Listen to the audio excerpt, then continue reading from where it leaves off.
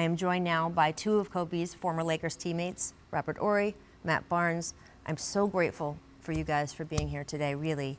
Robert, what was it like being Kobe's teammate? Because we've heard all the stories. Yeah, it's funny what you just mentioned about Kobe being a young guy, and I was one of the guys when he was a rookie, and a lot of guys were upset at him because back then you could bring beer in the locker room, and when we got him on the team, it was like, no more beer? Yep. Oh man, you messing everything up, the kid. And I think that was kind of the thing that when guys were hazing someone, it kind of pushed Kobe away from a lot of guys because back then you weren't used to an 18-year-old kid coming in the league, and he's a good 18-year-old kid. He's going to take someone's spot.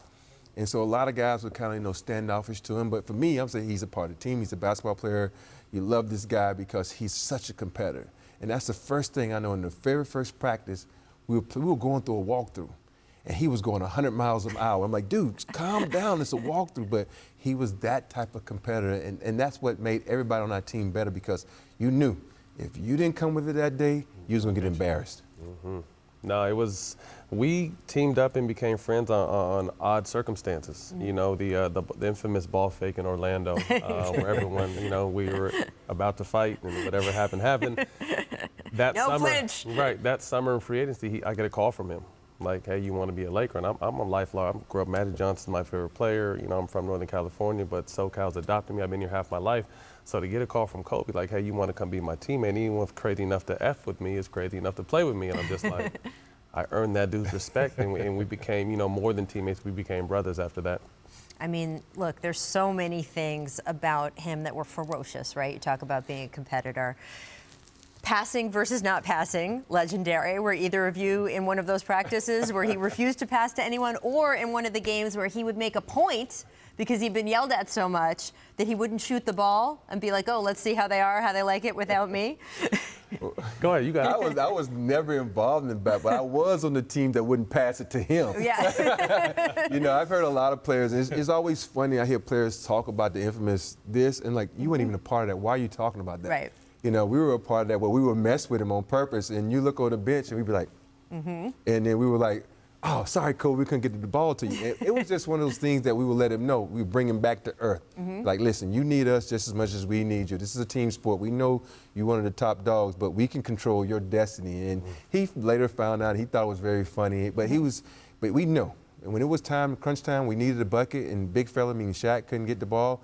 Kobe was that other go-to guy, and we rode him. I mean, one time we rode him for I think it was 20 games. He scored 30-plus points. He was just a great competitor, and we knew that this guy was going to be something special from day one.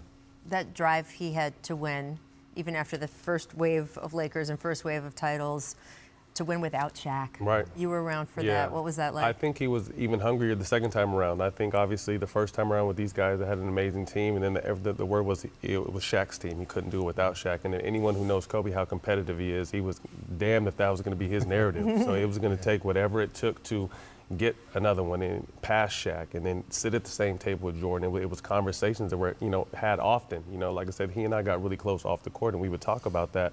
And like I said, just his drive, desire, and attention to detail to be the greatest. Obviously, he had a abundance of God-given talent, but he thanked God every day for how hard he worked with the talent God gave him to continue to improve himself. He never cheated himself. He never cheated the game.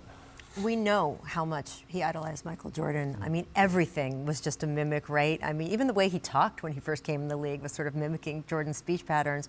When he would talk to you privately about how much that meant to him, what kind of words would he use? It was just, it was amazing. To me, some people try to knock, but why not try to mirror yourself after the greatest player ever? You know what I mean? He got the closest of anyone. I mean, right? I mean, there's no from question. the walk to everything. Right? Keep going. It's amazing. Game. Like I said, I saw it early, so we kind of came to LA the same time. He came in '96, I came in '98, but I was at UCLA, and like Rod said, he was a kid, so he was on our campus a lot. He was working out there, and I'm looking at him like, how is this dude not playing? Like, this dude is incredible. Like, he looks like Jordan out there. Like, how is he not playing? If he can't play, there's no shot for any of us in this gym. You know what I mean? But to see his relentless work ethic, and I told the story on my podcast one time. He broke his right hand, and when I tell you, he came to UCLA and did a whole workout as a left-handed player, and it looked just like he was a left-handed player. I was just like, oh, this dude is different. This dude is different.